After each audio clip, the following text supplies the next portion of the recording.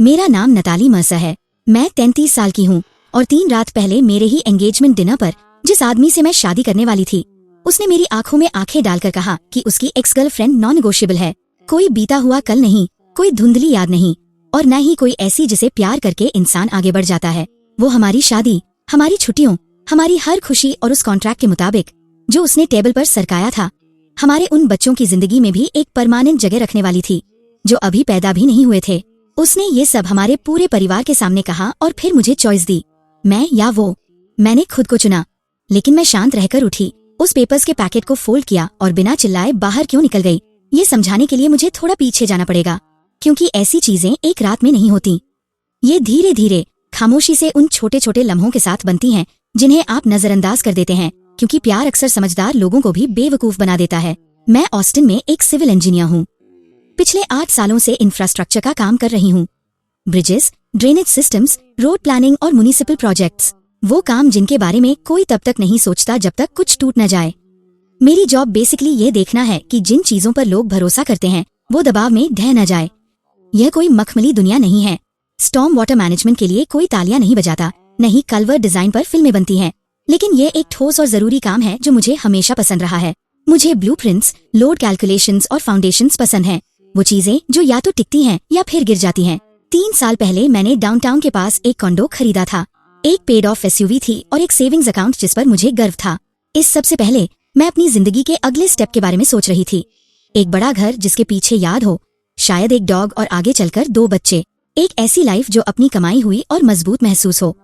मुझे लगा एथन इस पिक्चर में बिल्कुल फिट बैठता है। वो मेरी पहली गलती थी।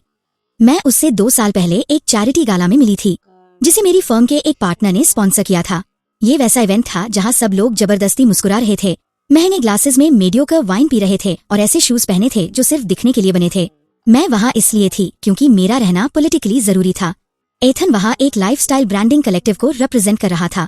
वो एक चारकोल ब्लेजर पहने खड़े थे, उस एफर्टलेस कॉन्फिडेंस के साथ जो या तो आपकी असलियत होती है या फिर महज एक परफॉर्मेंस। उस वक्त मुझे लगा कि यह उनकी असलियत है। डिनर पर हम एक दूसरे के बगल में बैठे। फर्स्ट कोर्स के बीच में ही वो मेरी तरफ झुके और फुसफुसाए, अगर ये चिकन थोड़ा और सूखा होता तो आप इसे अपनी कंस्ट्रक्शन साइट पर इस्तेमाल कर सकती थी। मैं हंस पड़ी, सच में हंस पड़ी। ऐसे इवेंट्स में ऐसा कम ही होता था। उनके बात करने का अंदाज ऐसा था कि आपको लगता आप उनके साथ उस भीड़ से बाहर निकल आए हैं। हमारे आसपास का शोर गायब हो गया। हमने 2 घंटे तक काम, क्रिएटिव कंसल्टिंग, शहर, बचपन, एम्बिशन और एक मीनिंगफुल लाइफ के बारे में बातें की। उन्होंने असली सवाल पूछे, वो सतही सवाल नहीं जो लोग अपनी बारी के इंतजार में पूछते हैं। एथन उन मर्दों से अलग थे जिन्हें मैंने पहले डेट किया था। वो लाइफस्टाइल ब्रांड्स के लिए ब्रांड कंसल्टेंट का काम करते थे। उनकी विजुअल आइडेंटिटीज, कैंपेन्स और सोशल प्रेजेंस बनाने में मदद करते थे। ऑनलाइन उनके करीब 85,000 फॉलोअर्स भी थे जो उनके टेस्ट, अपार्टमेंट स्टाइलिंग और ट्रैवल रील्स में दिलचस्पी रखते थे। मुझे उस दुनिया की पूरी समझ नहीं थी, पर मैं उनकी मेहनत की इज्जत करती थी। वो वेस्ट टेक्सास के एक छोटे से कस्बे से आए थे। माता पिता का डिवोर्स और बचपन की अस्थिरता। उन्होंने खुद रेस्टोरेंट में काम करके और फ्रीलांस शूट्स करके अपनी कॉलेज फी भरी थी। इस तरह ऊपर उठना मेरे लिए बहुत मायने रखता था।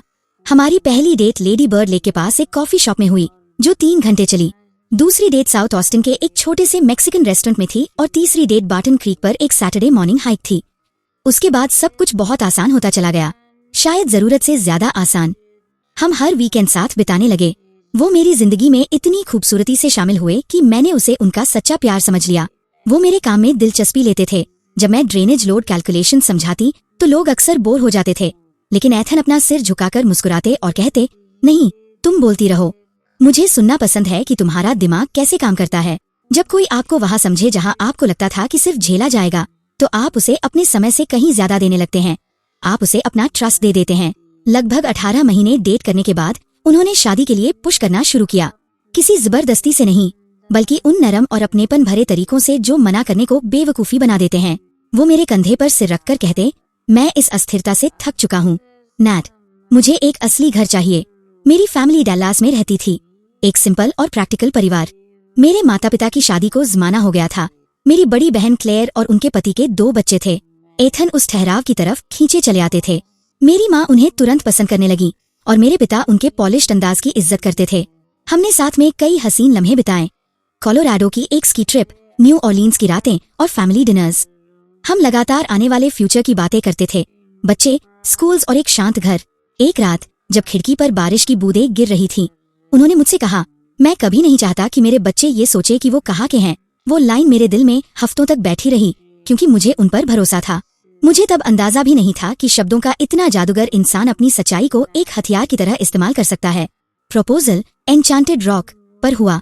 कुछ बहुत झकाझक नहीं, बस हम दोनों थे और ढलता हुआ सूरज। उस पहाड़ की चोटी पर गुलाबी ग्रेनाइट के बीच और आसमान के ढलते रंगों के नीचे उन्होंने एक रिंग निकाली जिसकी कीमत मुझे बाद में पता चली कि $8,000 थी। उनके हाथ कांप रहे थे। उन्होंने कहा, नैट, मैं तुम्हारे साथ एक लाइफ बनाना चाहता हूँ। कोई नाटक नहीं, कोई अस्थिरता नहीं, सिर्फ हम। उनकी बात खत्म होने से पहले ही मैंने हाँ कह दिया था। मजाकिया बात यह है कि आज मैं जिस पल को बार बार याद करती हूँ वो रिंग नहीं है, वो है उनकी कही हुई वो line, no spectators just us. कुछ झूठ इतने बेरहम होते हैं क्योंकि वो ठीक आपकी उम्मीदों की शक्ल में सामने आते हैं। उनके पेरेंट्स वॉरेन और डायन बहुत खुश दिख रहे थे। वॉरेन एक रिटायर्ड फैमिली लॉ अटॉर्नी थे, बिल्कुल सीधी पोस्चर, कैजुअल डिनर्स में भी कड़क ब्लेजर्स और हर बात पर अपनी राय रखने वाले।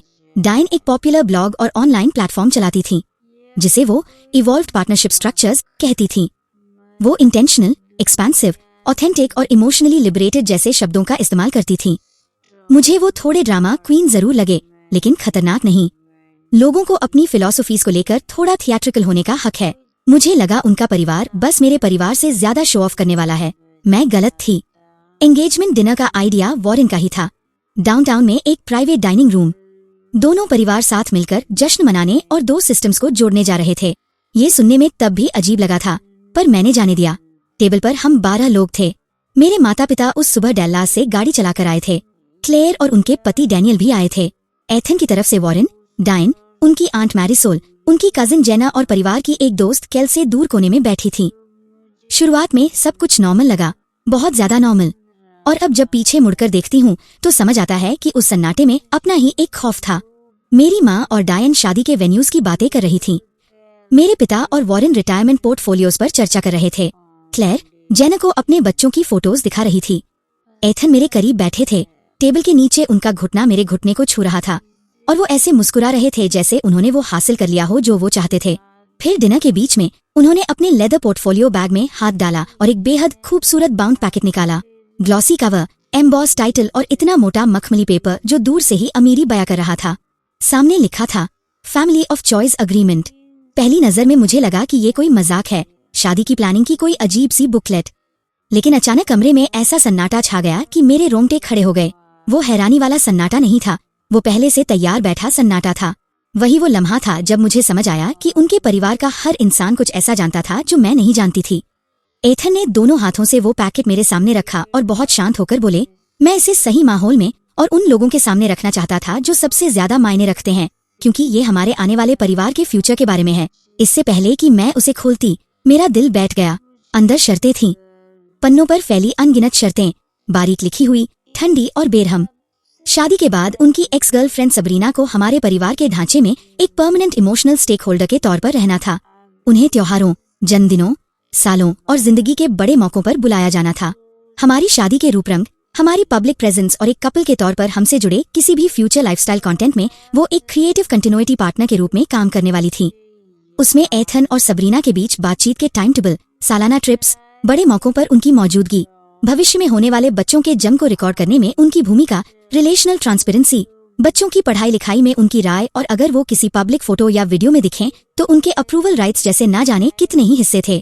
मुझे दूर कहीं छुरियों और कांटों की आवाज सुनाई दे रही थी, मेरी माँ की सांसें और मेरी गर्दन में तेजी से दौड़ती धड़कन। मैंने ऊपर देखा, मेरे पिता टेबल को घूर रहे थे। क्लेयर का चेहरा उतर चुका था, डैनियल का जबड़ा भींच गया था और मेरे सामने बैठी डायन के चेहरे पर एक अजीब सी चमक थी। फिर एथन ने वो लाइन कही जिसने उस इंसान को हमेशा के लिए मार दिया जिसे मैंने कभी प्यार किया था। यह नॉन निगोशिएबल है नताली। सबरीना मेरी जिंदगी में तुमसे ज्यादा वक्त से है, वो रहेगी, वरना हम इसे यही खत्म करते हैं। कोई नहीं हिला। मैंने दोबारा उस डॉक्यूमेंट को देखा और नीचे तैयार करने वाले की जगह वॉरेन का नाम लिखा था। वो डिटेल बहुत मायने रखती थी, क्योंकि इसका मतलब था कि ये पूरी प्लानिंग के साथ जांच परख कर बनाया गया ढांचा था। यह कोई अचानक उमड़ा जज्बात नहीं था, ये एक सोची समझी साजिश थी। मैंने एक और पन्ना पलटा, फिर दूसरा, फिर मैंने उसे बंद किया, एक बार फोल्ड किया, अपनी प्लेट के बगल में रखा और कहा, समझ गई। मैं खड़ी हुई, अपनी ड्रेस ठीक की, सबका खाना खिलाने के लिए शुक्रिया अदा किया, अपने माता पिता से कहा कि मैं सुबह कॉल करूंगी और फिर बाहर निकल गई। कोई चीखना चिल्लाना नहीं, कोई भीख मांगना नहीं, कोई नाटक नहीं। कुछ बेइज्जतियां नाटक की हकदार नहीं होती, वो बस एक गवाह, एक याद और एक बंद दरवाजे की हकदार होती हैं। घर की तरफ गाड़ी चलाने का सफर किसी सपने जैसा लग रहा था। ऑस्टिन की बत्तियां कार के शीशे के पार धुंधली हो रही थीं और मेरा दिमाग बस उस एक ही बात पर अटका हुआ था, वो रहेगी।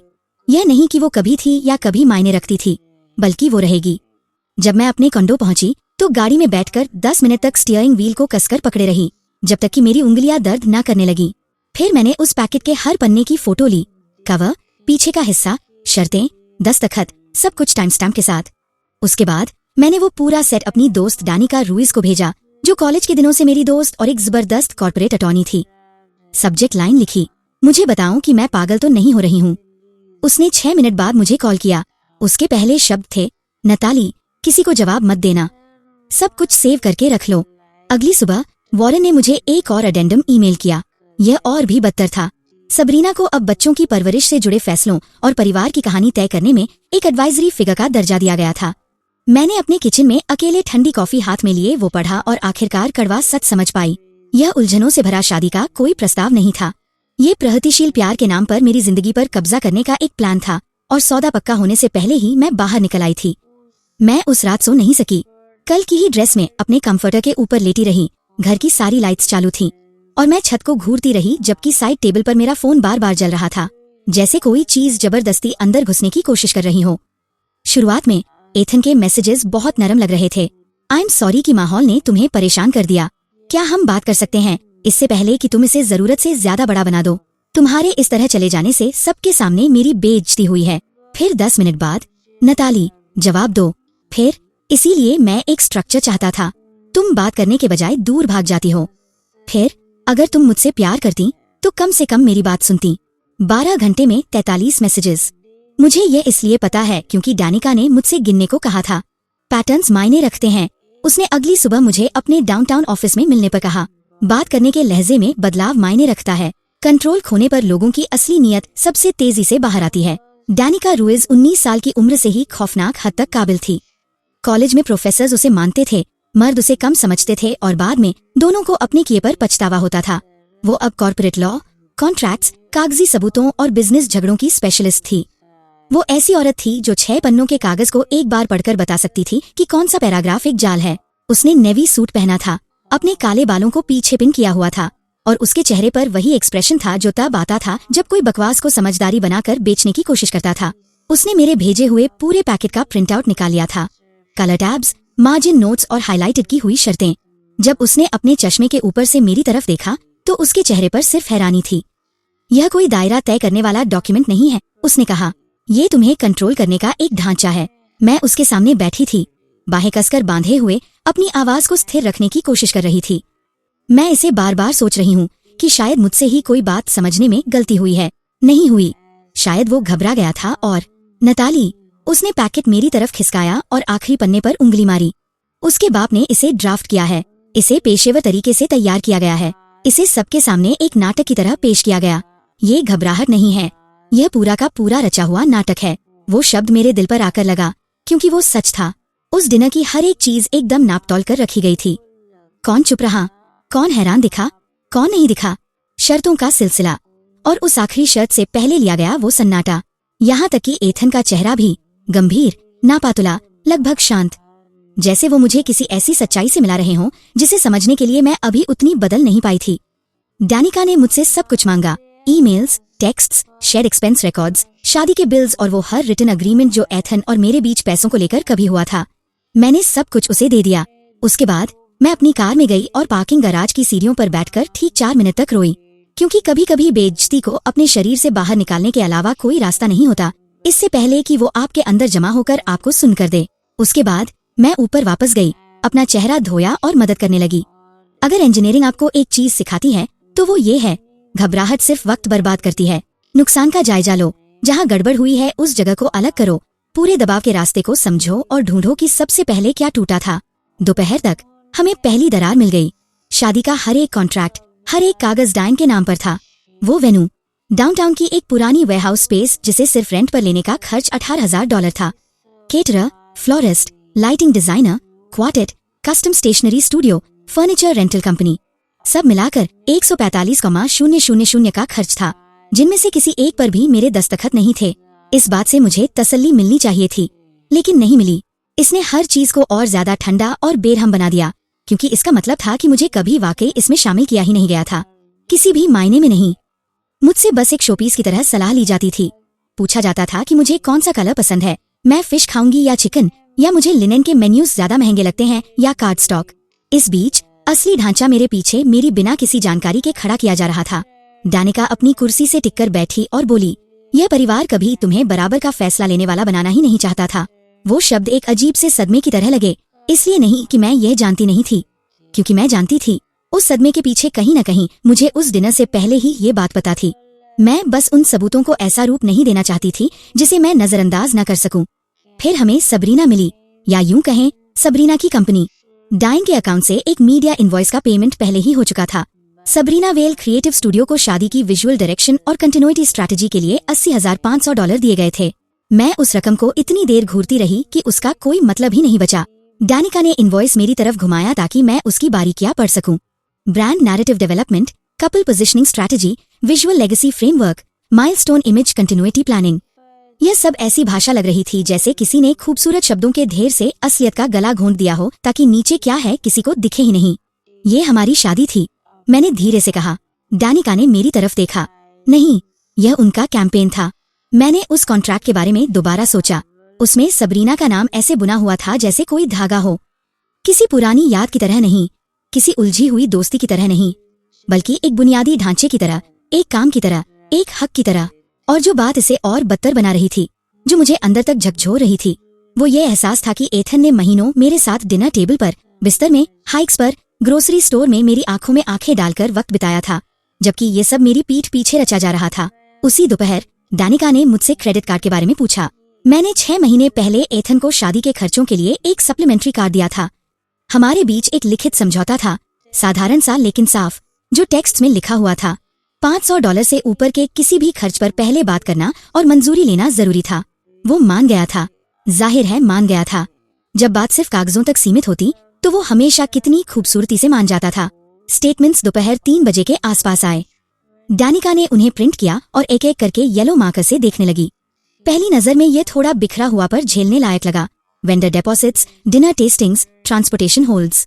लेकिन फिर महीने शौकों के खर्चे सामने आने लगे। सेडोना में एक स्पा रिसोर्ट, बिग सुर में एक वेलनेस प्रॉपर्टी, लॉस एंजलिस और डैलास के बुटीक से महंगे डिजाइनर कपड़े, सबरीना की कंपनी द्वारा लिया गया $4,200 का mood board studio session, private styling consults, branded content का हेयर एंड मेकअप और ऐसे ट्रैवल चार्जेस जिनका शादी के दौरों या मीटिंग से कोई लेना देना ही नहीं था। मैंने अपनी उंगलियां अपने माथे पर दबाईं। यह शादी की प्लानिंग नहीं है। नहीं, डानिका बोली, यह लाइफस्टाइल कंटेंट है। हमने कुल हिसाब लगाया, हमारे समझौते को तोड़ते हुए $60,000 से ज्यादा का खर्च किया गया था। 60,000। मुझे याद भी नहीं कि मैं कब बैठी, लेकिन अचानक मैं फिर से कुर्सी पर थी, उन स्टेटमेंट्स को घूर रही थी और मेरे अंदर एक कड़वी सच्चाई साफ हो रही थी। उसने न सिर्फ सबके सामने मेरी बेइज्जती की थी, बल्कि वो मेरे पैसों का इस्तेमाल अपनी और उन दोनों की इस झूठी चमक धमक वाली इमेज को चमकाने के लिए कर रहा था। स्पॉन्सर्ड पोस्ट्स के लिए ट्रिप्स, सजावटी वीडियोस के लिए कपड़े, उस कंटेंट के लिए स्टूडियो टाइम जो एक ऐसी शादी के इर्द गिर्द घूमता था जिसे बाद में देखने पर पता चला कि वो एक रिश्ते की शुरुआत कम और किसी प्रोडक्ट की लॉन्च ज्यादा थी। डानिका ने उसी दिन डिस्प्यूट का कागज जमा कर दिया।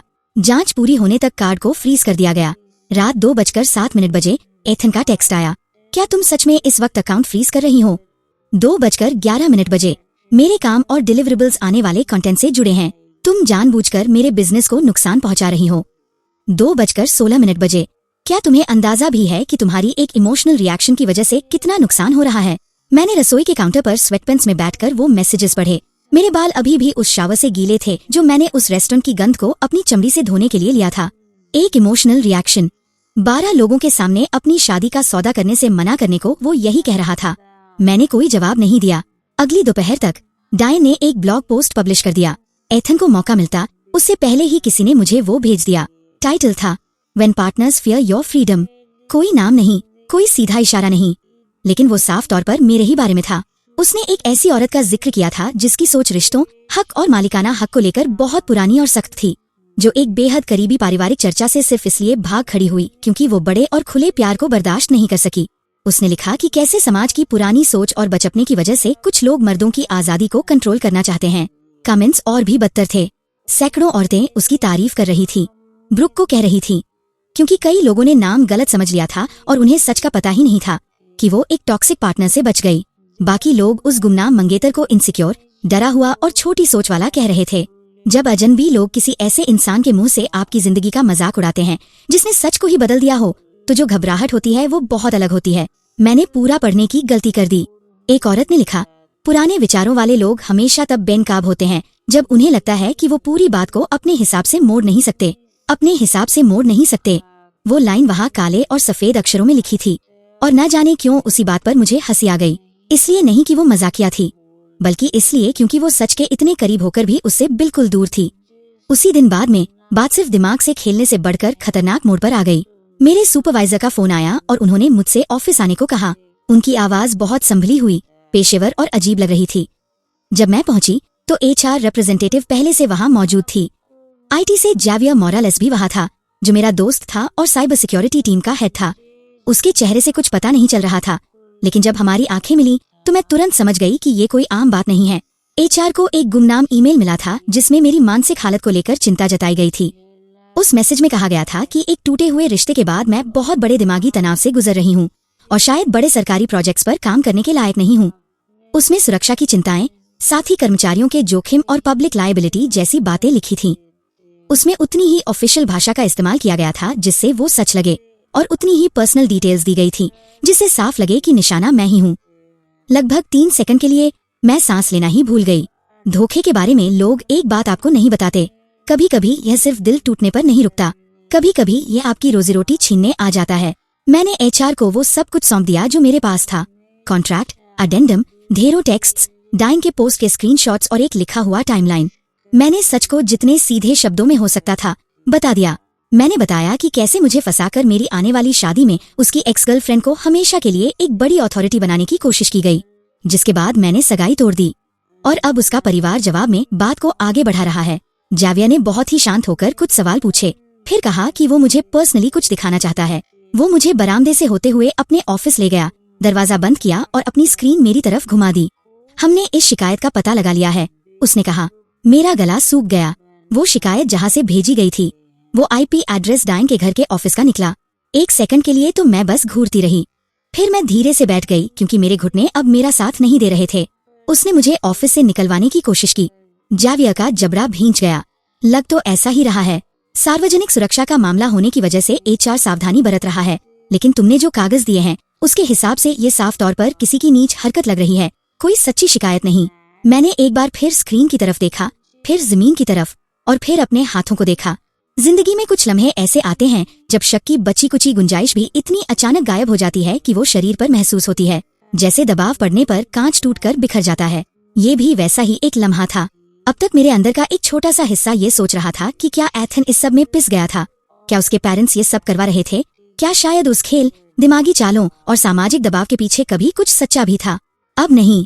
उसकी माँ ने मुझे झुकाने के लिए मेरे करियर पर दाग लगाने की कोशिश की, इसके बाद तो बिल्कुल नहीं। बाद में मेरे सुपरवाइजर ने मुझे रास्ते में रोककर कहा कि इस शिकायत का मेरे काम पर कोई असर नहीं पड़ेगा। उन्होंने मुझसे कहा कि मुझे जितना वक्त चाहिए मैं ले सकती हूँ। उन्होंने बहुत ही सादगी से कहा, हम जानते हैं कि तुम कौन हो। मैंने उनका शुक्रिया अदा किया, गाड़ी चलाकर घर आई और शाम ढलने तक अपने कॉन्डो में बिल्कुल खामोश बैठी रही। न टीवी, न म्यूजिक, न कोई फोन, बस फ्रिज की हल्की सी आवाज और खिड़की के पार उड़ता हुआ शहर। मैं एथन के बारे में टुकड़ों में सोचती रही, जिस तरह वो मेरे बालों को संवारता था, जिस तरह एक बार आधी रात को मेरे पाए खाने की जिद पर वो 40 मिनट गाड़ी चलाकर गया था, और जिस तरह उसने सगाई के वक्त मेरी तरफ देखा था। वो सब कुछ अब किसी बहुत ही बदसूरत मोड़ में बदल रहा था। झूठा नहीं, बिल्कुल भी नहीं। अगर झूठा होता तो शायद झेलना आसान होता, झूठे से भी बदतर काम का। मुझे लगता है कि वही पहला दिन था जब मुझे समझ आया कि कोई इंसान आपसे प्यार कर सकता है और फिर भी आपका इस्तेमाल कर सकता है, अगर प्यार वो चीज नहीं है जिसे वो सबसे ज्यादा चाहता है। उसी रात 7:32 बजे मुझे इंस्टाग्राम पर कैल्से मंडस नाम की किसी लड़की की मैसेज रिक्वेस्ट आई। मुझे उसे पहचानने में 1 सेकंड लगा, फिर याद आया, वही शांत सी लड़की जो सगाई के डिनर में दूर कोने में बैठी थी। उम्र 20 के आखिरी सालों में, छोटे काले बाल, सतर्क आंखें, परिवार की कोई दोस्त या एथन के दोस्तों में से ही कोई। उसका मैसेज बहुत छोटा था। मैं उस डिनर में थी। मैं जानती हूँ कि वो सब कितना बुरा लग रहा था। वो उससे भी ज्यादा बदतर था जितना तुम सोच रही हो। अगर तुम किसी शांत जगह पर मिलने को तैयार हो तो मुझे तुम्हें कुछ दिखाना है। मैंने उसे 3 बार पढ़ा, फिर एक बार और। मेरी धड़कनें तेज होने लगी थी। कोई नाटक नहीं था, कोई फिल्मी एहसास नहीं था, बस वही एक ठंडा और प्रैक्टिकल एहसास था जो मुझे उस रेस्टोरेंट के बाद से हो रहा था। यह एहसास की जो बर्बादी सामने दिख रही है वो तो सिर्फ बाहर की एक परत है। मैंने उस मैसेज का स्क्रीनशॉट लिया और डानिका को भेज दिया। उसका जवाब तुरंत आया, किसी पब्लिक प्लेस पर मिलो, दिन के वक्त, जाने से पहले और बाद में मुझे लोकेशन भेजना। और नताली, ऐसे लोग पीठ पीछे क्या योजना बनाते हैं उसे कम मत समझना। मैं बहुत देर तक उस लाइन को घूरती रही। फिर मैंने अपने लिविंग रूम में चारों तरफ देखा। उस कंबल पर जो एथन सोफा पर छोड़ गया था, कोलोराडो की उस फोटो पर जिसे मैंने अभी तक नहीं हटाया था, और अलमारी पर रखी शादी की उस फाइल पर जो किसी दूसरी ही औरत की जिंदगी का सबूत लग रही थी। जितना तुम सोच रही हो उससे भी ज्यादा बदतर। तब तक मुझे इस बात पर भरोसा हो चुका था। बस मुझे यह नहीं पता था कि यह खेल अभी कितना और बदतर होने वाला था। हम अगली सुबह मिले, एक सार्वजनिक जगह पर, दोपहर के वक्त, शहर के दूसरे कोने की एक ऐसी कॉफी शॉप जिसका जिक्र हम में से किसी ने डिनर में कभी नहीं किया था। एक ऐसी जगह जहां लोग लैपटॉप्स पर काम कर रहे थे और किसी का ध्यान किसी दूसरे पर एक सेकंड से ज्यादा नहीं था। मैं वहां जल्दी पहुंच गई। ऐसी जगह बैठी जहां से दरवाजा साफ दिख रहा था, और कॉफी ऑर्डर की जिसे मैंने पिया तक नहीं। 11:18 पर कैल्से अंदर आई, बिल्कुल वैसी ही जैसी मुझे याद थी। छोटे काले बाल, सादे कपड़े, एक ऐसी मौजूदगी जो ध्यान नहीं खींचती थी लेकिन आसपास का सब कुछ भांप लेती थी। उसने पूरे कमरे को एक बार देखा, मुझे पहचाना और एक सहमी हुई, थोड़ी शर्मिंदा मुस्कान के साथ मेरी तरफ आई। हाय, उसने मेरे सामने की कुर्सी पर बैठते हुए कहा। हाय। पास से देखने पर वो मेरी उम्मीद से ज्यादा घबराई हुई लग रही थी। अपराधी नहीं, बस सतर्क, जैसे कोई इंसान बहुत देर से किसी लाइन में खड़ा हो और अब उससे बाहर कदम रख रहा हो।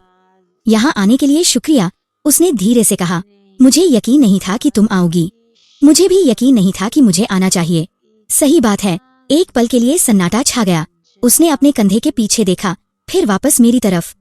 मैं तुम्हें कुछ दिखाने जा रही हूँ, उसने कहा, और उसके बाद तुम तय कर सकती हो कि तुम्हें क्या करना है। मैं जो हुआ उसे देखकर चुप नहीं रह सकती थी और ना ही ऐसा नाटक कर सकती थी कि सब नॉर्मल था। मेरा सीना भींच गया। उसने अपना फोन निकाला, अनलॉक किया, एक फोल्डर खोला और स्क्रीन मेरी तरफ घुमा दी। Text messages. उस चैट में ऊपर 3 नाम थे, एथन, डायन, सबरीना। सगाई के डिनर से 5 दिन पहले के। मुझे लगा जैसे मेरे अंदर सब कुछ जम सा गया हो। कैल्से ने कुछ नहीं बोला, उसने कोई सफाई नहीं दी, उसने बस मुझे पढ़ने दिया। डायन, हमें इसे बहुत सोच समझकर पेश करना होगा। सही वक्त और सही तरीका बहुत मायने रखता है। माहौल ऐसा होना चाहिए जो बात की गंभीरता को दिखाए। सबरीना, बिल्कुल सही। अगर उसे लगा कि यह कोई आम बात है तो वो इसे नजरअंदाज कर देगी। इसमें एक वजन होना चाहिए। एथन, एंगेजमेंट डिनर सबसे सही माहौल रहेगा। दोनों परिवार मौजूद रहेंगे। सामाजिक दबाव की वजह से वो गुस्से में आकर कोई कदम नहीं उठा पाएगी। मेरी उंगलियां टेबल के कोने पर कस गईं। मैं आगे बढ़ती रही। डायन, बिल्कुल, अगर वो इसका विरोध करती है तो हम इसे उसकी डरपोक सोच का नाम दे देंगे। उसे ऐसा दिखाएंगे जैसे वो बदलाव के खिलाफ है। सबरीना, भाषा बहुत मायने रखती है। जबरदस्ती मत कहना, शामिल करना कहना, उलझाना मत कहना, पुराने रिश्तों की इज्जत करना कहना। एथन, वो ठहराव को मानती है, हम उसी का इस्तेमाल करेंगे। इसे ठहराव को बढ़ाना बताएंगे, न कि उसे खतरा पहुंचाना। मैंने थूक निगला। वहाँ और भी बहुत कुछ था। डायन, और अगर वो चली गई तो? सबरीना, तो फिर हमारे पास कहानी तैयार है। पुरानी सोच वाली औरत जो बड़े और खुले रिश्ते को झेल नहीं पाई। ये बात लोगों को खूब पसंद आएगी। एथन, वो कहीं नहीं जाएगी। उसने इसमें बहुत कुछ लगाया है। उसने महीनों इस रिश्ते को बनाने में दिए हैं। वो एक कागज के टुकड़े के लिए सब कुछ खत्म नहीं करेगी। एक सेकंड के लिए वो शब्द धुंधले हो गए। मैंने आंखें झपकाईं और फिर से ध्यान लगाया। सबरीना, ध्यान रहे कि डॉक्यूमेंट एकदम ऑफिशियल लगे। दिखने में ही उसकी ताकत झलकनी चाहिए। डायन, मैं ड्राफ्ट तैयार कर देती हूँ। वॉरेन कानूनी भाषा के लिए उसे देख लेंगे। एथन, बढ़िया, इसे बिल्कुल साफ सुथरा रखते हैं। कोई नाटक नहीं, बस साफ बातें। मैं धीरे से अपनी कुर्सी से टिककर बैठ गई। एक पल के लिए मुझे अपने हाथों का एहसास ही नहीं हुआ। सुन्न नहीं, बस दूर लग रहे थे, जैसे वो मेरे शरीर से जुड़े होने के बजाय किसी और के हों जो मुझसे थोड़ी दूर बैठा हो। कैल्से ने आगे बढ़कर धीरे से फोन को नीचे किया। मेरे पास और भी बहुत कुछ है, उसने कहा। मैंने एक ऐसी सांस बाहर छोड़ी जिसे शायद मैं जाने कब से रोके हुए थी। कब से? उन्होंने डिनर से लगभग 2 हफ्ते पहले प्लानिंग शुरू कर दी थी। क्या सबको पता था? वो हिचकिचाई। सबको तो नहीं, पर जितने बहुत थे, उतने लोगों को। जितने बहुत थे। मैंने वही शब्द दोहराया। उस शब्द में एक खोखली सी साफियत थी। कोई गुस्सा नहीं, अभी तक तो नहीं, बस एक पुष्टि। उस टेबल पर हर एक नजर, हर एक सन्नाटा, हर एक संभाला हुआ रिएक्शन, उसमें से कुछ भी हैरानी नहीं थी। वो सब उस साजिश में शामिल थे। मैंने वापस उसकी तरफ देखा। तुम मुझे यह सब क्यों दिखा रही हो? केल्से का मुंह थोड़ा सा भींच गया, क्योंकि मैं वहां थी और क्योंकि मैंने उस वक्त कुछ नहीं कहा, और उसके बाद से मुझे चैन नहीं मिल रहा था। तुम उनके बहुत करीब हो। मैं पहले ज्यादा करीब थी, उसने संभल कर कहा।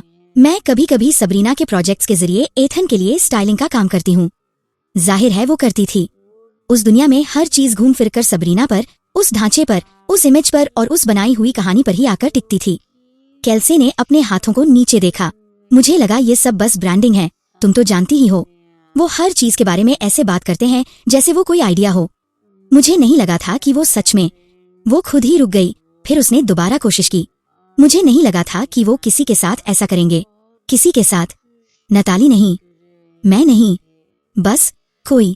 मुझे इस बात से उतना बुरा नहीं लगा जितना लगना चाहिए था, क्योंकि उनके प्लान में मैं वही तो थी। कोई भी, जिसकी जगह किसी और को लाया जा सकता था, जो बदली जा सकती थी। बस एक किरदार। मैं वहां बहुत देर तक शांत बैठी रही, फिर धीरे से कहा, क्या तुम मुझे ये सब भेज सकती हो? उसने तुरंत सिर हिलाया। पहले ही भेज दिया है, अपने मैसेजेस चेक करो। मैंने अपना फोन निकाला। वहां सब कुछ था। एक पूरा फोल्डर, स्क्रीनशॉट्स, टाइम स्टैम्प्स, एक के ऊपर एक चढ़ी हुई बातें। बची कुची शंका को भी हमेशा के लिए खत्म कर देने के लिए काफी थी। मैंने अपना फोन लॉक किया और वापस उसकी तरफ देखा। शुक्रिया, मैंने कहा। उसने एक हल्की सांस छोड़ी, जैसे जब से बैठी थी तब से अपनी सांस रोके हुए हो।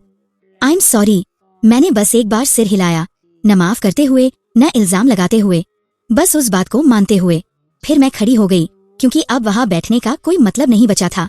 जब मैंने डानिका को वो मैसेजेस दिखाए तो उसने अपनी प्रतिक्रिया छिपाने की कोशिश भी नहीं की। वो अपनी कुर्सी से टिककर बैठी 2 सेकंड तक छत को घूरती रही और फिर बोली, परफेक्ट। मैंने आंखें झपकाईं। परफेक्ट हमारे लिए। उसने उन प्रिंटआउट्स पर उंगली मारते हुए साफ किया। यह सोची समझी साजिश है, यह मिलकर किया गया काम है, यह उनकी नीयत है, यह ठीक वही है जो हमें चाहिए था। मैं उसके सामने वाली कुर्सी पर धप्प से बैठ गई। किसके लिए चाहिए था? अपनी पकड़ मजबूत करने के लिए। उसने सादगी से कहा, लीजिए। फिर वही शब्द, पकड़। जज्बात नहीं, कोई मलहम नहीं, कोई अंत नहीं, सिर्फ अपनी जगह बनाना, ढांचा और कंट्रोल। मैंने एक लंबी और गहरी सांस ली।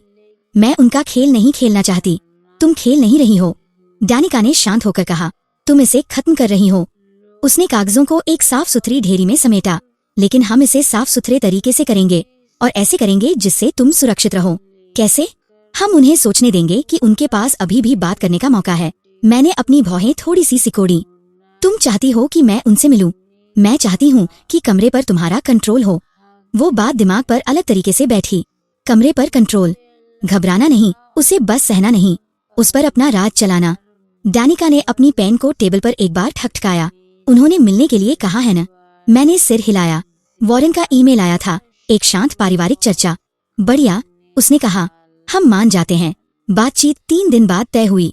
डाउनटाउन का कम्युनिटी सेंटर, एक न्यूट्रल जगह, एक लंबी चौकोर कॉन्फ्रेंस टेबल, पानी के जग, कागज के कप्स।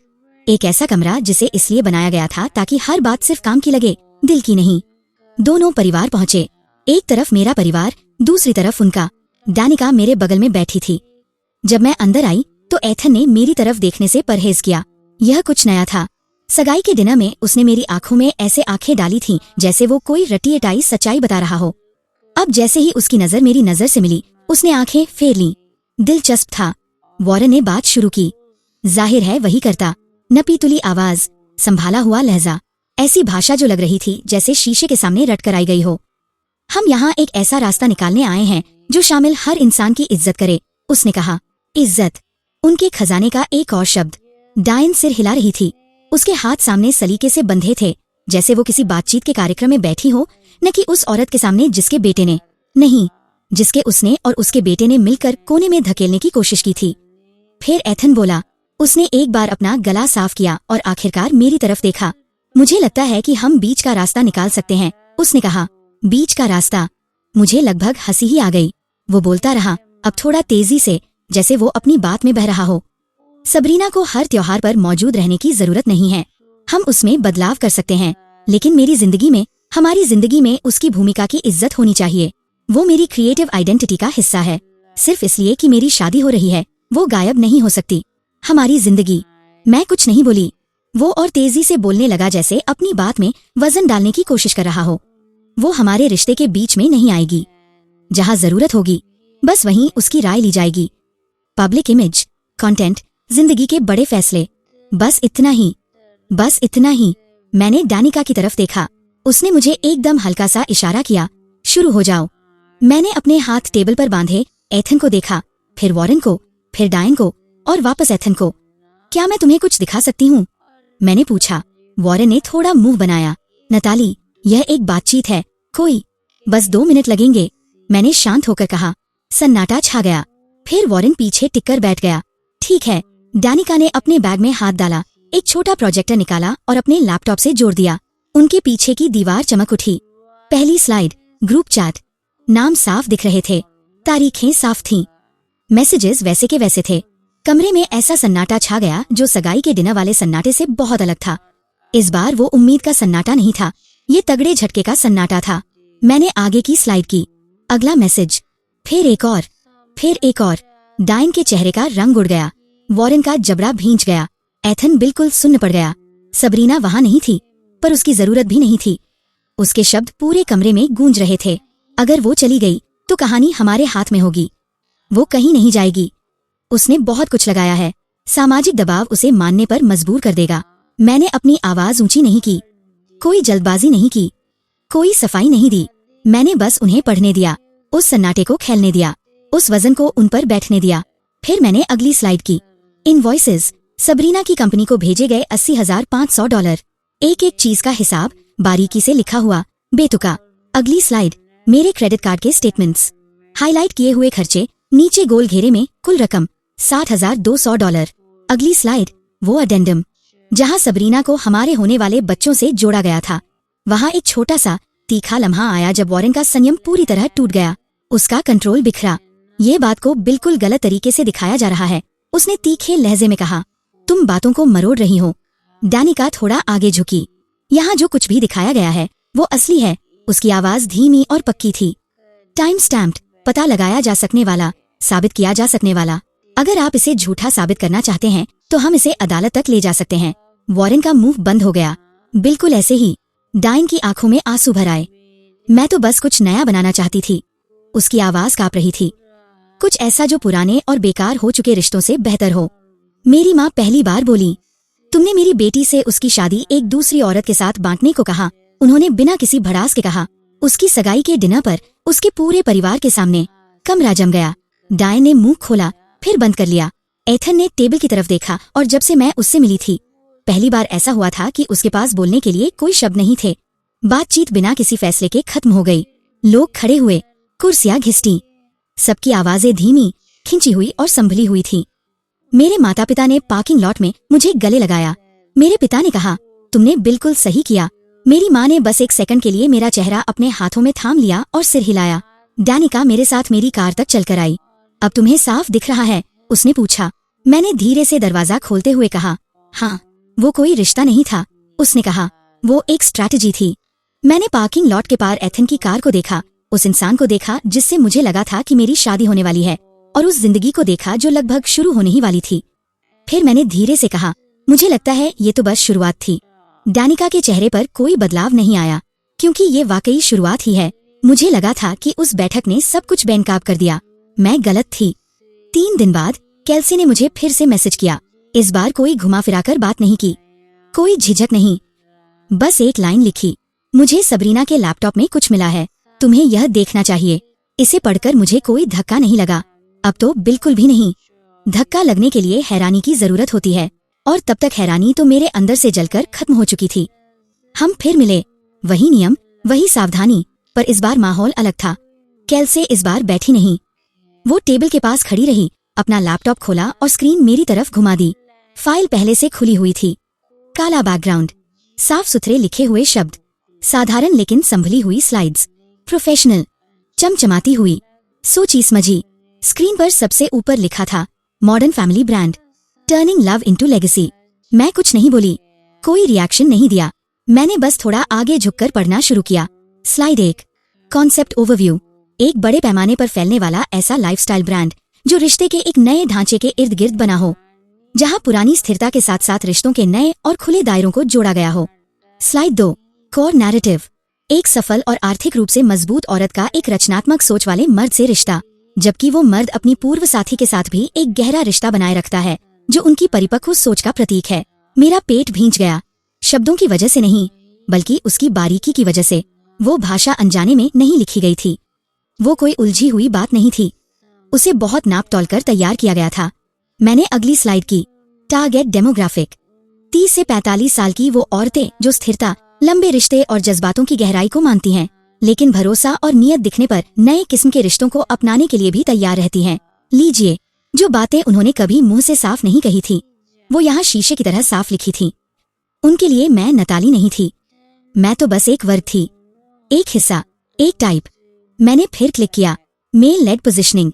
वो मर्द जो उन औरतों को भरोसा देता है जो परंपरा और बदलाव के बीच का रास्ता तलाश रही हैं। भरोसा देने वाला मर्द। मैंने एक लंबी और गहरी सांस ली। गुस्से में नहीं, अभी तो नहीं, बस अब बहुत हो चुका था। कैल्से मेरे बगल में खामोश खड़ी थी, बाहें बांधे हुए मेरे चेहरे को घूर रही थी, जैसे यह मापने की कोशिश कर रही हो कि उन शब्दों से मुझे कितना दर्द पहुंच रहा था। मैं आगे बढ़ती गई। Revenue streams, brand partnerships, lifestyle, home, wellness, sponsored content series, couples retreats and workshops, digital courses, evolved partnership frameworks पर, बुक डील, काम का नाम, बियॉन्ड 2, पॉडकास्ट नेटवर्क, 3 होस्ट्स, असली जोड़ियों के साथ वो तीसरी साथी, मर्चेंडाइजिंग, घर का सामान, कपड़े, रिलेशनशिप जर्नल्स, एक के बाद एक स्लाइड्स, आने वाले सालों की कमाई का हिसाब, टाइम टेबल। शुरुआत के दौर, पहला साल 340,000, दूसरा साल 750,000, पांचवा साल हर साल 2.1 मिलियन।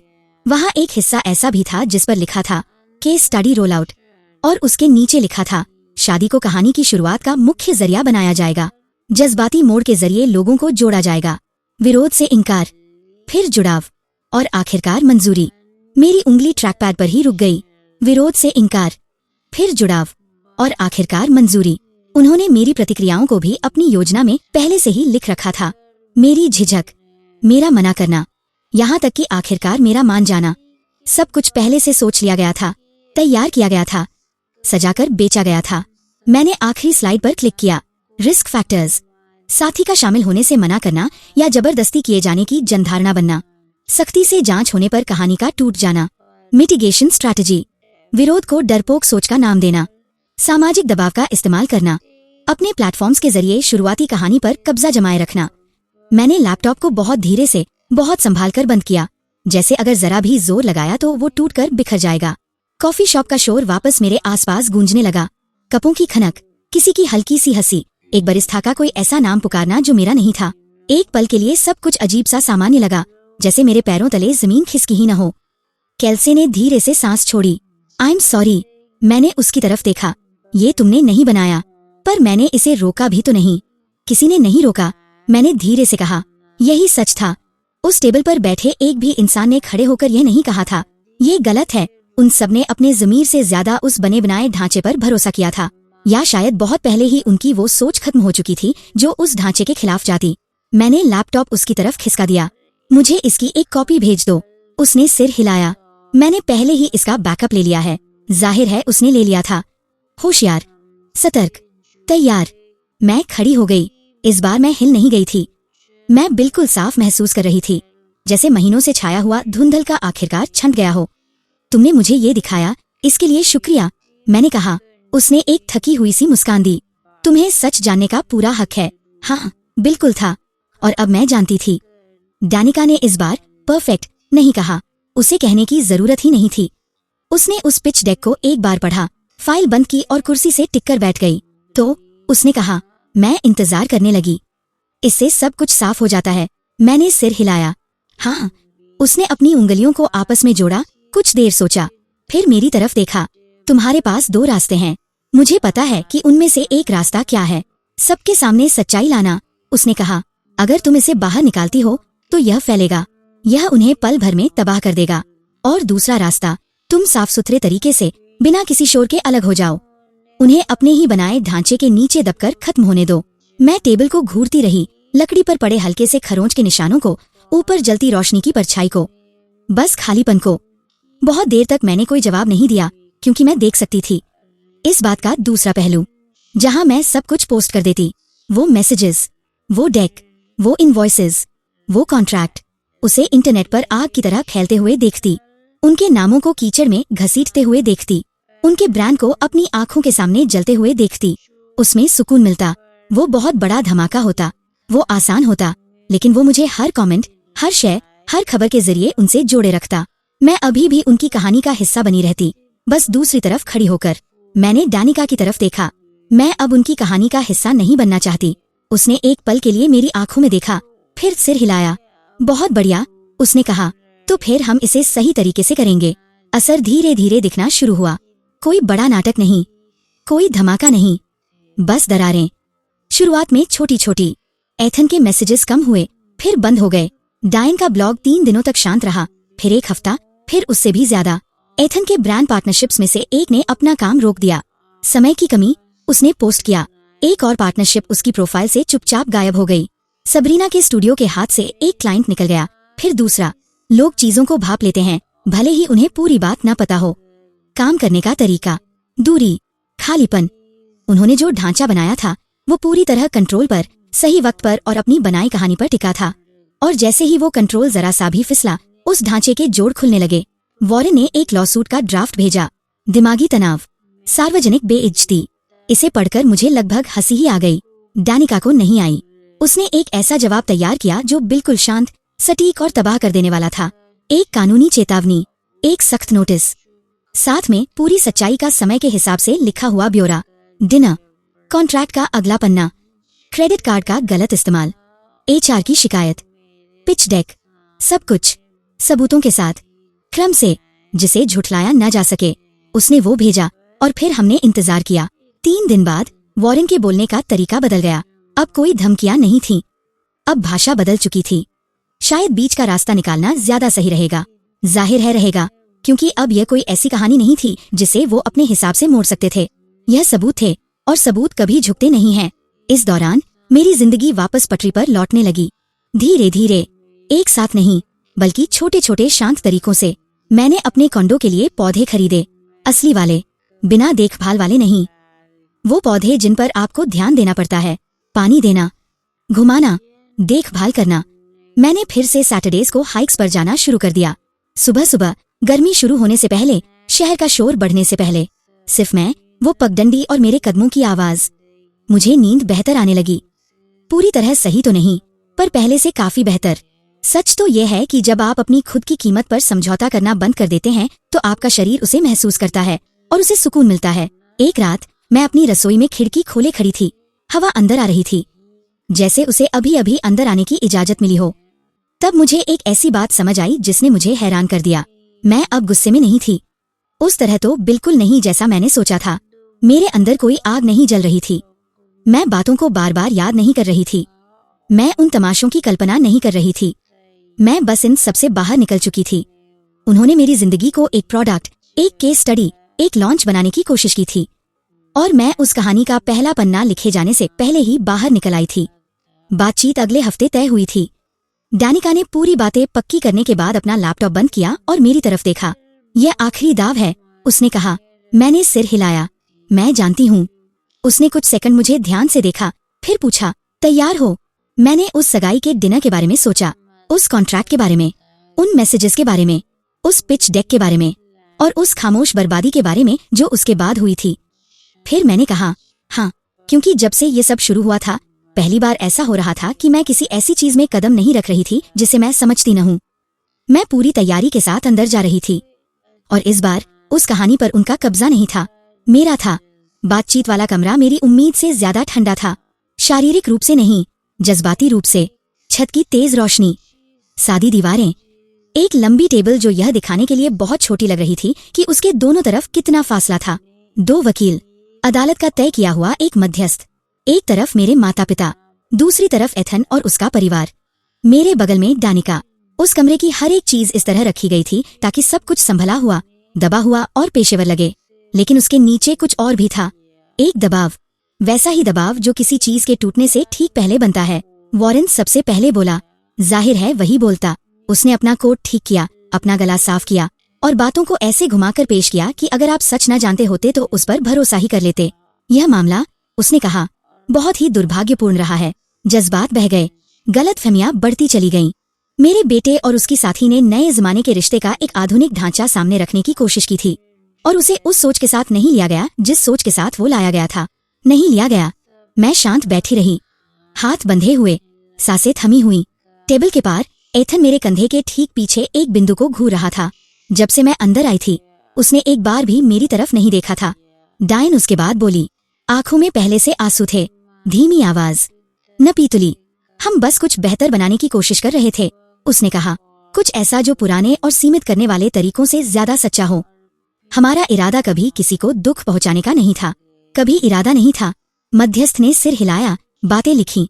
फिर वो मेरी तरफ मुड़ी। मिस मर्सर, उसने कहा, क्या आप कुछ कहना चाहेंगी? मुझे महसूस हुआ कि डानिका मेरे बगल में थोड़ा सा हिली। कोई चेतावनी नहीं, कोई धक्का नहीं, बस एक मौजूदगी। मैंने उस मध्यस्थ को देखा, फिर वॉरेन को, फिर डायन को और आखिरकार एथन को। उसने अब भी मुझसे आंखें नहीं मिलाई थीं। उस बात ने मुझे वो सब बता दिया जो मुझे जानना जरूरी था। हाँ, मैंने कहा, मेरी आवाज बहुत शांत, साफ और 3 हफ्ते पहले से कहीं ज्यादा मजबूत निकल रही थी। मैं बोलना चाहूंगी। डानिका ने लैपटॉप को आगे खिसकाया, उसे कमरे की बड़ी स्क्रीन से जोड़ दिया। स्क्रीन चमक उठी। कोई शुरुआत नहीं, कोई माहौल बनाना नहीं, बस पहली slide, modern family brand, turning love into legacy. कमरे में सन्नाटा छा गया। मैं तुरंत नहीं बोली। मैंने उन्हें पढ़ने दिया, शब्दों को उन पर बैठने दिया, उस सच्चाई को धीरे धीरे सामने आने दिया। वॉरेन के चेहरे का रंग सबसे पहले बदला, पहले हैरानी, फिर ध्यान, फिर कुछ बहुत तीखा। डायन आगे झुकी, एथन के कंधे अकड़ गए। मध्यस्थ ने हम दोनों के बीच देखा, फिर वापस स्क्रीन की तरफ। क्या आप इसे समझाना चाहेंगी? उसने पूछा। मैंने हल्का सा सिर हिलाया। यह खुद ही सब बता रहा है। डानिका ने अगली स्लाइड की, एक के बाद एक स्लाइड। कहानी का ढांचा, टारगेट डेमोग्राफिक, कमाई के रास्ते, आने वाले सालों की कमाई, केस स्टडी रोल आउट, विरोध से इंकार, फिर जुड़ाव और आखिरकार मंजूरी।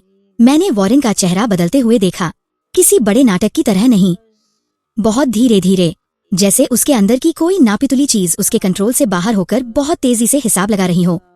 पहचान, समझ, फिर गुस्सा और फिर कुछ बहुत खामोश, एक कड़वा एहसास। डायन ने रोना बंद कर दिया, उसके हाथ उसकी गोद में सुन्न पड़ गए।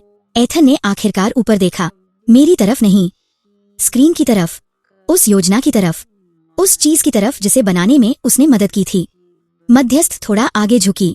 मिस्टर हेज, उसने बहुत संभल कर पूछा, क्या आप साफ कर सकते हैं कि क्या यह कागज आपकी शादी से जुड़ा हुआ कोई बिजनेस मॉडल है? सन्नाटा। एथन का जबड़ा भींच गया।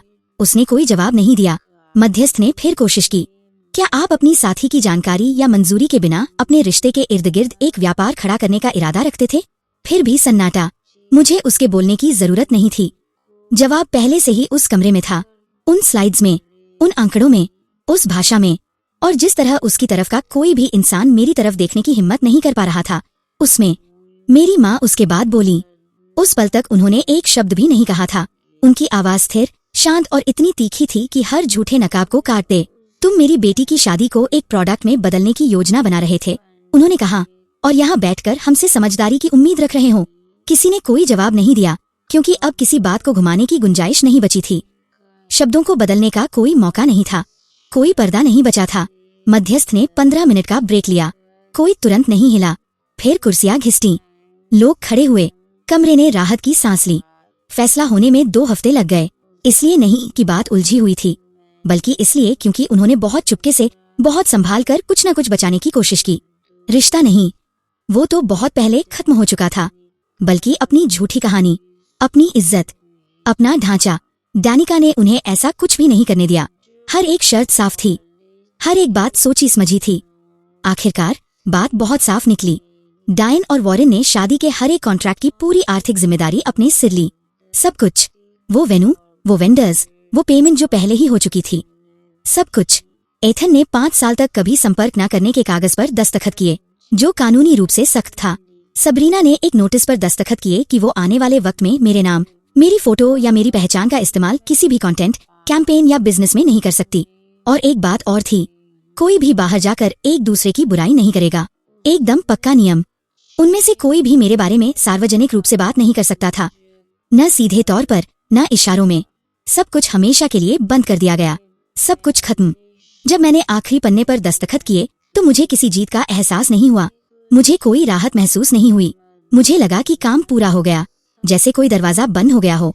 सिर्फ मेरे पीछे ही नहीं, बल्कि उस रास्ते को ही हमेशा के लिए मिटा दिया गया हो। उसके बाद बातें बहुत खामोशी से आगे बढ़ीं, ठीक वैसे ही जैसे असली नतीजे सामने आते हैं। एथन ने रुख बदलने की कोशिश की, एक पोस्ट किया, फिर दूसरा। जिंदगी में आगे बढ़ने पर, सीख मिलने पर, नुकसान से सीख लेने पर। बात जमी नहीं। स्पॉन्सर पीछे हट गए, फिर पूरी तरह चले गए। एक ही महीने में 2 बड़ी पार्टनरशिप्स हाथ से निकल गईं। उसकी गिनती गिरने लगी। लोगों का ध्यान कम हो गया। इंटरनेट ऐसी अस्थिरता को कभी बढ़ावा नहीं देता, वो उसे गिरा देता है। डायन ने अपना ब्लॉग बंद कर दिया। शुरुआत में उसने कहा कि यह कुछ वक्त की रोक है, फिर वो हमेशा के लिए बंद हो गया। उसकी सर्टिफिकेशन आगे नहीं बढ़ पाई, कोई ढोलन गाड़ा नहीं बजा, बस खामोशी छा गई। वॉरेन ने अपना लॉसूट दायर करने की कोशिश की। डैनिका ने जवाब में सबूतों का पूरा पुलिंदा भेज दिया। 3 हफ्ते बाद उसके वकील ने अपना नाम वापस ले लिया। कोई सफाई नहीं, कोई बात नहीं, बस सन्नाटा। सबरीना दूसरी जगह चली गई, नया रूप धरा, नया शहर, नए लोग। लेकिन कुछ चीजें आपका पीछा नहीं छोड़ती। 2 महीने बाद कैल्से ने मुझे एक स्क्रीनशॉट भेजा। सबरीना के नए साथी को वो पिच डेक मिल गया था और उसने उसे सबके सामने पोस्ट कर दिया था। 48 घंटे में 12,000 शेयर्स। इंटरनेट चीजों को समझने में देर लगाता है, पर न्याय करने में बहुत तेज है। और मैं वापस अपने काम पर लौट आई। किसी नाटक की तरह नहीं, किसी हीरो की तरह नहीं, बस अपनी लगन के साथ। बातचीत खत्म होने के 3 महीने बाद मुझे सीनियर प्रोजेक्ट लेड बना दिया गया। जिस रेजिडेंशियल प्रोजेक्ट पर मैं काम कर रही थी, उसकी नींव रखी गई। 200 घर, टिकाऊ, असली और मजबूत। उस प्रोजेक्ट की पट्टी पर मेरा नाम लिखा है, किसी ब्रांड की तरह नहीं, किसी झूठी कहानी की तरह नहीं। काम के तौर पर, असली काम, वो काम जो टिका रहता है, वो काम जो किसी के कहानी बदलते ही ढह नहीं जाता। मैं अभी भी उसी कॉन्डो में रहती हूँ, लेकिन अब ये अलग लगता है, ज्यादा शांत, ज्यादा साफ। एक ऐसी जगह जो अब पूरी तरह मेरी अपनी है। कभी कभी मैं उस रात के बारे में सोचती हूँ, वो डिनर, वो कॉन्ट्रैक्ट, वो लम्हा जब सब कुछ बिखर गया था। और मुझे एक ऐसी बात समझ आई जो मुझे तब समझ नहीं आई थी। मैंने कोई भविष्य नहीं खोया था, मैं तो बस एक ऐसी चीज से बाहर निकल आई थी जो कभी मेरी होने ही नहीं वाली थी।